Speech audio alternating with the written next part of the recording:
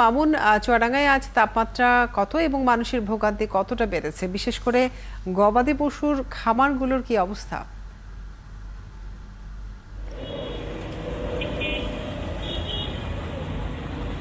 কাজরি সকাল 9টায় 33.0 degree Celsius তাপমাত্রা record করা হয়েছে। আর তীব্র এই তাপদাহের কারণে গবাদি পশু থেকে শুরু করে সব ধরনের পশু কিন্তু তাদের জীবন ওষ্ঠাগত। তার কারণ গবাদি পশুরা তো কথা বলতে পারে না, তারা মানুষের মতো ছুটতেও পারে না। আশ্রয়টাই তাদের হচ্ছে হয় গোয়ালঘর নাই তো মাঠ। আমি দেখেছি যে গবাদি পশুগুলো ঢোকাচ্ছে এবং বিশেষ করে গরুগুলো, শহরে কিছু গরু থাকে যারা মালিকবিহীন এরকম মনে হয়, তারা খাবারের কষ্টে আছে। এবং কৃষকদের সাথেও কথা বলেছি যে গোখাদ্যের অভাব কিন্তু ইতিমধ্যে দেখা দিয়েছে। মাঠে যেসব ঘাস ছিল সেসব ঘাস তো পুড়ে গেছে এবং সেই ঘাস না থাকার কারণে মাঠে কেউ গরু বের করতে পারছে না। যারা খামারি তাদের কষ্টটা সবচেয়ে বেশি, আশঙ্কাটাও বেশি। আপনি জানেন যে এক একটা গরুর ওজন হয় 8 মণ, 10 মণ, 20 মণ পর্যন্ত। সেই খামারিদের গরুগুলোর দামও কিন্তু বেশি। এই গরুগুলো এই তাপদাহের কারণে ভ্যাপসা গরমে প্রচণ্ড তারা হাঁপাচ্ছে, কষ্ট করছে এবং এগুলো তারা পানি দিচ্ছে গায়ে এবং গোসল করাচ্ছে ঘন ঘন। এবং তাদের খাবারের তালিকাতেও তারা দেখছি আমরা যে তারা অনেক থেকে আগে থেকে সচেতন। এই ক্ষেত্রে তারা খাবারও আলাদা খাওয়াচ্ছে। প্রতিনিয়ত যে ধরনের ধারাবাহিক খাবারগুলো খায় তারা সে খাবারের পরিবর্তন এনেছে। কিন্তু রুট লেভেলে যারা সাধারণভাবে সনাতনী পদ্ধতিতে পশুপালন করে তাদের পশুগুলো কিন্তু অনেক পশুই মারা যাচ্ছে। যদিও আমরা সঠিকভাবে সেই তথ্য উপাত্ত পরিসংখ্যান সংশ্লিষ্ট কর্তৃপক্ষে পাচ্ছি না, তা আমরা প্রায় শুনছি যে কারো পশু মারা যাচ্ছে এবং এগুলো সাধারণত পাতলা পায়খানা হওয়ার পরে গরু মারা যাচ্ছে হঠাৎ করেই।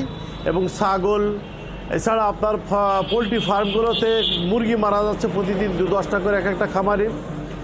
প্রতিটা খামারে এই ক্ষতি এবং এই তাপদাহের কারণে যে পরিমাণে পশু পাখির ক্ষতি হচ্ছে এবং আমরা গাছপালাতে যেভাবে পশুগুলোকে আমরা দেখি সেই বুঝতে পারছি তাপদাহে মানুষের সাথে প্রাণীরাও অনেক কষ্টে আছে, দুর্ভোগে আছে। আপনাকে অনেক ধন্যবাদ, আপনি থাকুন আমাদের সাথে, জানবো খুলনার খবর। পান্নু, জানাবেন যে খুলনায় আজ তাপমাত্রা কত এবং তাপমাত্রা নিয়ে কি বলছে আবহাওয়া অফিস? গরমে মানুষের দুর্ভোগ কমানোর কোনো সরকারি বেসরকারি উদ্যোগ চোখে পড়ছে কিনা জানাবেন। বিকাশে কম খরচে ক্যাশ আউটের লিমিট বেড়ে 50,000, প্রিয় এজেন্টও 2টা।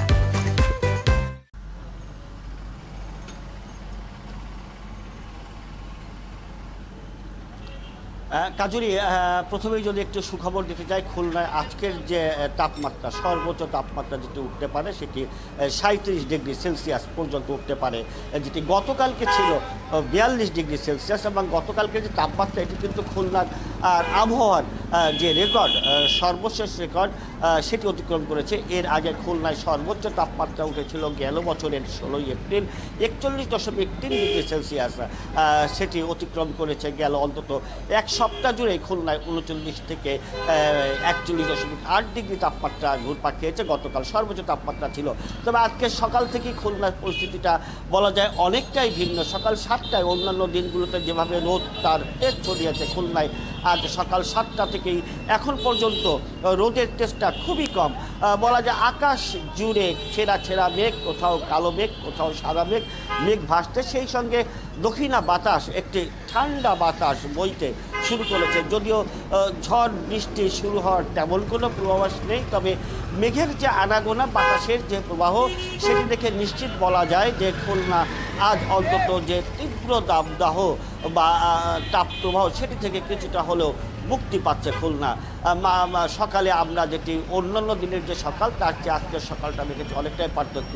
আর যে প্রশ্নটি করেছিলেন যে তীব্র দাবদাহে জনগণের ভোগান্তি লাঘবে কেউ কিছু করছে কিনা, হ্যাঁ, অনেকেই অনেক কিছু করছেন। বিশেষ করে বেসরকারি বিভিন্ন সংগঠন, রাজনৈতিক দলের নেতৃবৃন্দ, তারা অতি তীব্র দাবদাহ শুরু হওয়ার পর থেকে খুলনার বিভিন্ন মোড়ে মোড়ে তারা খাবার, পানি, স্যালাইন, দিনমজুরদের মাঝে ছাতা, এসব সামগ্রী বিতরণ করেছেন যেন তারা প্রচণ্ড গরমে কষ্টের হাত থেকে কিছুটা হলেও রেহাই পান।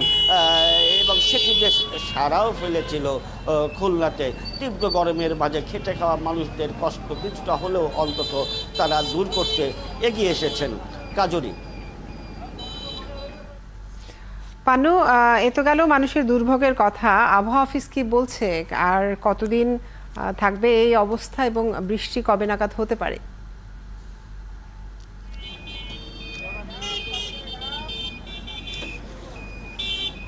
আবহাওয়া অফিস যেটি বলেছে, তারা মূলত খুলনার যে আবহাওয়া অফিসটি রয়েছে, আপনাকে জানিয়ে রাখি যে বাংলাদেশের বিভিন্ন প্রান্তে যে আবহাওয়া অফিসগুলো রয়েছে তার মধ্যে খুলনায় দুটি রয়েছে, একটি খুলনার কয়রা আর একটি খুলনার ঠিকরামল 0 পয়েন্টের প্রান্ত সীমায়।